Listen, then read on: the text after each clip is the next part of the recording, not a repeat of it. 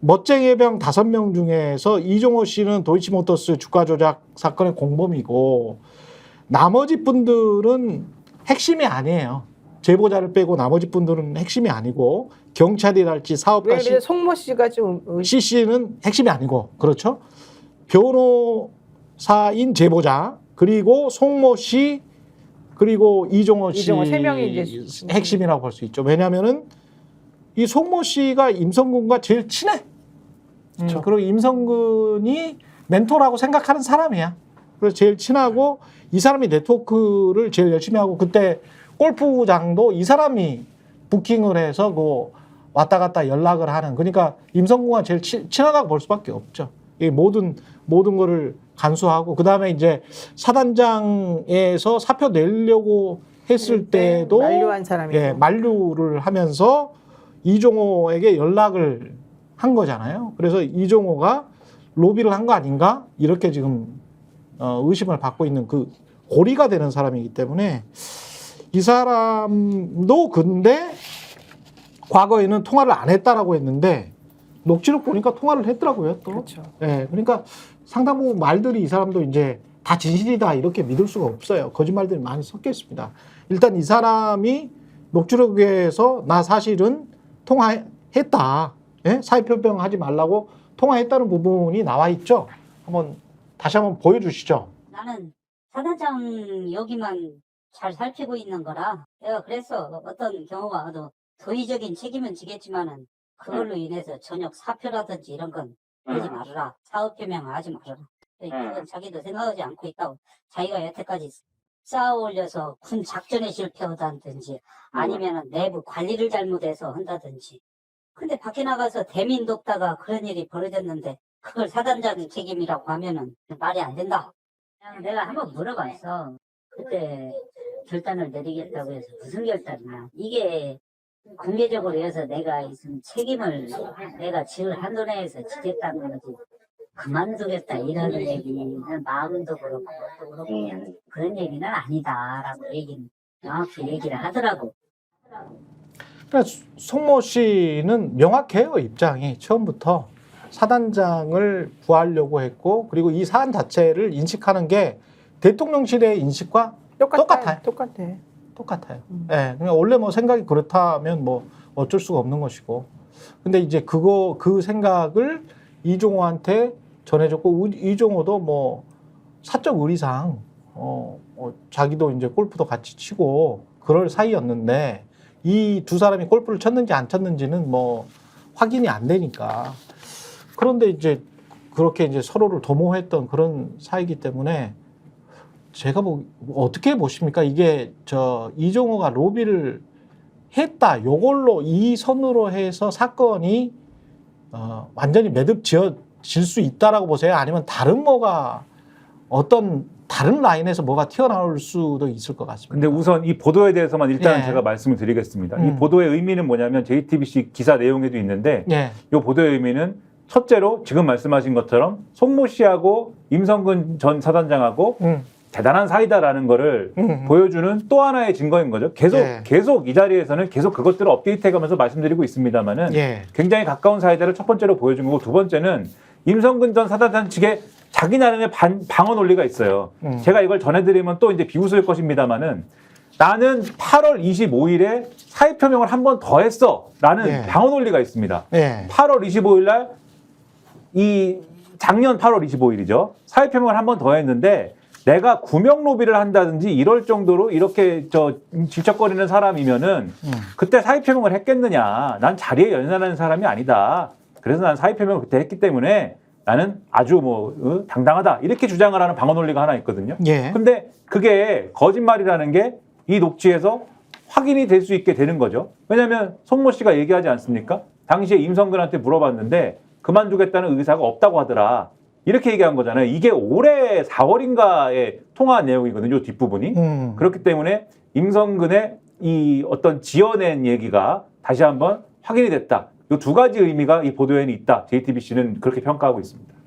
그러니까 제가 이게 송과 임 관계는 충분히 알겠어요. 서로 예. 이제 2008년부터 만났다고 얘기하니까 청와대에 있을 때 임성근 전 사단장은 여기에 파견을 왔고 경호처 직원이었으니까 서로 만나서 서로 친근한 관계는 알겠는데 이제 문제는 이렇게까지 돌봐줘야 될 이유가 뭐가 있을까? 그리고 돌봐줬을 때는 그만큼 믿는 구석이 있으니까 돌봐줄 수 있다고 얘기를 했지 않겠습니까? 예. 그런데 거기에 이제 이종호라는 인물이 끼어들어오는 건데 그렇죠. 그러니까 이종호를 신뢰하니까 이종호의 무엇인가를 신뢰하니까 그런 거 아니겠어요? 저는 궁금한 게 이거예요. 송 씨랑 이종호는 왜 친하게 된 거예요? 해병대니까. 그러니까 해병대긴 해병대인데 네. 그러면 그 전부터 계속 친했어요?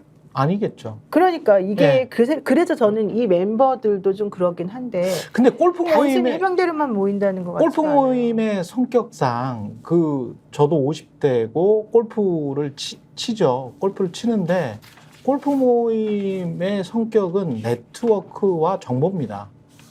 제가 보기에는 그렇습니다. 그러니까 한국 50대 남자들, 5, 60대 남자들의 골프 모임의 성격은 명확해요. 정보, 네트워킹.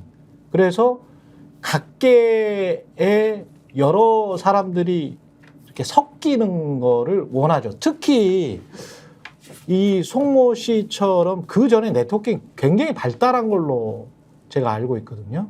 이 정치인들도 많이 알고. 그리고 그게 이제 군 내부에서 널리 퍼져 있더만요. 이 사람이 얼마나 인맥이 좋고, 그리고 성격도 굉장히 호방하대요. 호방하고, 쾌활하고, 네. 뭐, 그래서 사람들을 많이 끈대요. 근데 이종호 같은 경우도 이제 주가 조작범이지만, 사업을 하는 사람이라. 이른바 이제 자본시장에 있는 사람들 입장에서는 이런 사람 저런 사람 다 알아놓으면 너무 좋지. 그리고 여러분들 잘 아시겠지만 정부나 군에서 사업 발주하는 게 얼마나 많습니까? 사업 발주하는 게 얼마나 많아요. 그러면 우리나라 GDP의 사실은 한 30%까지는 지금도 30%까지는 정부나 유관기관에서 왔다 갔다 하는 게 실제로 한국의 언론사들 있지 않습니까? 조선일보든 한겨레든 간에 정부나 공공기관이 얼마나 광고나 협찬이 많아요. 언론사가. 근데 그런 상황에서 군의 사단장 그리고 잘 알고 있는 사람이 뭐 포스타 되고 뭐 이러면은 야 그거 좋지 뭐 같이 골프 치고 그러면. 그러니까 저는 네? 여기서 궁금한 게 이 송 네. 씨랑 이종호와 그러니까 송 씨가 대통령 경호실 사람이기 때문에 네. 이 송 씨와 이종호와 여사와의 관계 내지는 그 매개체가 되는 것들이 그 상위 쪽에 위치해 있어서 이게 조금 확실하게 인아웃 서클로 자기네가 이제 생각할 수밖에 없는 이 특히 저는 여기서 김구 변호사보다도 송과 이의 관계가 매우 저는 밀접하다라고 생각하는데 그 밀접하게 만든 게 결과적으로는 그 V 저 위에 계시는 저 V들 그 연결고리였을 것 같아요. 그러니까 김용현 얘기도 자기네 마음대로 막 이렇게 껴놨다 빼놨다 막 이런 정도 말을 할 수 있을 정도잖아요. 그러니까 이게 그냥 단순하게 우리가 해병대 출신이니까 친하다 이렇게 볼 수 있는 정도의 수준이 아니라는 거예요. 내가 보기에는. 예. 그래서 이게 더 중요한 부분이 될 수 있다는. 그래서 오히려 송 씨의 커넥션이나 송 씨가 그동안 해왔던 여러 가지를 보면 이게 중요한 게 송 씨는 사실은 문재인 대통령 때 청와대 경호실 있다가 잘린 사람이었거든요. 내려갔던 사람이거든요. 근데 이명박 정부 때 이 임성근 사단장은 있었죠. 그러니까 둘하고는 그렇게 친하게 그렇죠. 지내고 예. 물론 이종호는 이제 계속해서 그런 권력의 줄거리나 연결고리를 찾아내고 싶어하는 사람이었으니까 그렇지. 호시탐탐 기회를 노렸었겠지. 그렇지. 예. 그런데 송 씨와 이종호 씨 간의 이런 관계가 더 끈끈하게 많이 연결되어 있는 또 다른 뭔가가 되게 많이 저는 고구마 넝쿨처럼 뭔가 흘러나올 것 같다는 얘기죠. 그럴 수는 보게 있어요. 되면. 예, 요 그럴 수는 고리는 있어요. 이제 김정인 변호사가 한 얘기가 있죠. 라디오에 나와서 그러니까 이종호 씨보다도 송 씨가 훨씬 더 상황 파악을 그러니까. 잘하고 있는 상황이다. 네, 바로 그거죠. 그러니까 왜냐하면 이종호 씨가 얘기하는 건 이 구명 문제와 관련해서 정확히 알고 있는 것 같지 않다. 이 말을 들으면 이 말 같고 저 말을 들으면 저 말 같다고 그런 얘기하는데 말도 있어요. 실제 이 역할은 송 씨가 했다고 볼 수밖에 없기 때문에 그렇죠. 오히려 송 씨가 지금 얘기 나오는 그 용산 내 검찰 라인들 근데 그냥 검찰 라인이 아니라 김건희 씨가 거기다 꽂아 넣었다고 얘기되고 있는 이 라인들의 소위 말하는 네트워크의 허그 같은 역할들, 그러니까 굳은 일을 하는 사람들이죠. 예. 이제 그러니까 이런 걸 알고 있기 때문에 이종호도 소위 송 씨가 임성근 사단장 별 4개 만들자고 얘기했을 때 굳이 임성근은 왜 별 4개를 왜 만들어줍니까? 이종호 입장에서야. 자, 그렇다면 이런 고리가 서로 협업 구조가 돼서 이익을 얻을 수도 있고 또 예를 들면 송 씨를 통해서 이종호 씨가 지금까지 본인의 전문적인 업종이었던 주가 조작과 관련된 다양한 네트워크들에 대해서 점검도 할 수 있고 꾸준히 일을 하게 할 수도 있는 측면이 분명히 있기 때문에 말씀하신 것처럼 지금 아직 나오진 않습니다만 송 씨가 구명운동 과정에서 어떤 키맨이다, 역할을 키맨이야. 했는지에 대해서 확인을 해봐야 될 것 같고 특히 만약에 송 씨가 용산에 있는 검찰 라인들과 통화하는 기록들이 나오기 시작한다면 제가 볼 때는 상당히 예를 들면 그건 전혀 그게 다른 되게 게 예, 복잡해지는 다른 이야기죠. 완전히 예, 달라질 수가 복잡해진 구조로 갈 수 완전히 있죠. 달라질 수가 있고 이 김영철 부장검사에게 네가 좀 연결을 해가지고 계속해서 로비를 해라라고 말한 게 이종호거든요. 그렇죠. 그 이종호가 이 김모 변호사한테 그거를 연결을 해주는 거잖아요. 그렇죠. 김영철 검사하고 이제 친하게 된 계기는 결국은 특검 사무실에서 그때 당시에 이제 일을 했을 때랑 윤석열 대통령이랑 한동훈 당시에 차장이랑 같이 이제 움직였을 때 그 라인들이었었어요. 송 씨가 대통령 경호실에 있으면서 대통령 문고리 중에 한 명이 또 검찰 수사계장 육급이었던 그 사람이잖아요. 이 라인들이 다 연결된다니까요. 그러니까 이게 그냥 단순히 넘어갈 문제가 아니고요. 강희구 씨. 네, 지금 다 같이 연결이 되는 라인들이라고요. 그런데 네. 여기서 그 사람들이 원하는 거는 나는 이렇게 권력의 연결고리를 찾아줄 수 있어. 돈은 누가 벌게 해줄래? 이거예요. 강희구 부속실장이 누구랑 연결된다고? 광일 부속실장은 네. 대통령의 문고리잖아요. 그렇죠. 그 사람이 검찰 사무계장으로 검찰계장으로 있다가 그랬었지. 올라간 사람이잖아요. 이 송 씨도 그 라인들하고 연결이 이렇게 지금 되는 걸로 제가 안다니까. 그리고 아마 7월 31일 날 오전에 회의 있기 전에 네. 강희구 씨가 통화를 해요. 했지. 예. 예. 그러니까 이제 거의 시발점이에요. 따지고 보면 네. 이게. 강희구 실장. 그러니까 네. 강희구가 왜 이걸 했을까? 두 가지 중에 하나겠죠. 대통령의 지시를 받았거나 아니면 강희구가 뭐 구명을 받았거나 구명 요청을 받았거나. 강희구가 임기훈과 통화를 하는 게 8시 한 40 몇 분인가 그런데 그때부터 시작해가지고 한 대여섯 번을 하죠. 그렇죠. 예. 그날. 그래서 강희구가 갑자기 부속실장이 국방비서관한테 전화할 이유는 없거든. 이 사안 아니라면. 그러면 강희구는 누구로부터 전화를 받았을까가 의심스러운데 송 씨일 수도 있어요. 송 씨일 수도 있는데 송 씨의 말을 전하면서 이종호 씨가 그렇게 이야기를 했잖아요. 절대 사표 내지 말라고 했다. 그러니까 아니 나는 그래서 요즘 아. 그런 생각이 드는 게 이종호는 자기 말대로 허풍을 쳤을 가능성도 높다.